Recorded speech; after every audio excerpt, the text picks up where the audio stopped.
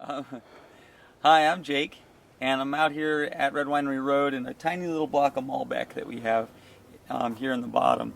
And we're getting towards the end of August, and it's a really early year, and so it's time for us to start sugar sampling. We're going to sample everything on the 1st of September, and Cabernet Sauvignon, Petit Verdot, Chardonnay, everything, because I know we're not going to be harvesting anything before then. But I just wanted to show what it's like to do the sugar sampling, because we're doing a ton of that at this time of year. Okay, so what I'll do is, got this little container here. Now this is a tiny container, but this is a really small block. It produces maybe a ton of fruit a year, so I don't need to take that much fruit. So I'll grab a couple of berries off a cluster, and then I'll take 10 steps.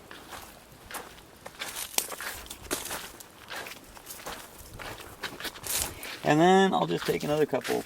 And I try to be random in doing this, but it's really hard to be random. And I always take the sugar samples, the field samples these are called, with a grain of salt, so to speak. Because, you know, there's just, your eye just goes to certain berries, and you gravitate towards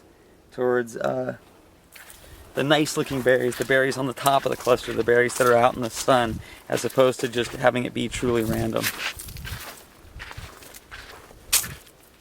But if anything, I try to get the stuff that's more in the shade. So I'll take one more little sample here, and then I'll show you what I've got.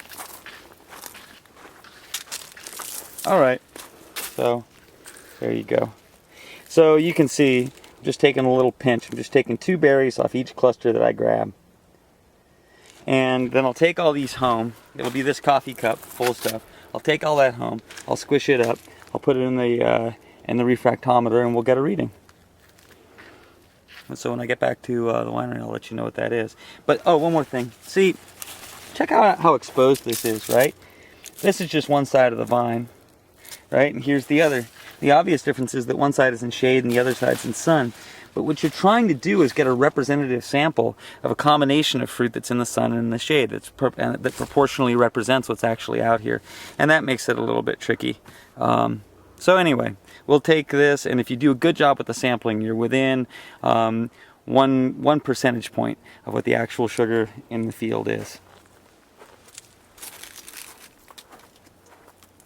So we're back at the tasting room now, and you can see we've got a little coffee cup full of grapes here. I don't know how many grapes are in there. 300 grapes, let's say. I'm going to crush them with a bottle of Hawks Farm olive oil. So we got to just do something to get the juice out of them. I actually like this container just because it happens to be the same size as the bottom of this split bottle here. I'm not going to crush every grape in here. Partly because it's just too hard to do that, and partly because I'm just kind of looking at the juice, and I can tell just by looking at the juice that you see how it's kind of green. Check that out. It's not going to be that color when the grapes are actually ready to go. They taste really good, but you can tell that they're not ready. So it's not like this is a super critical decision here. All right, so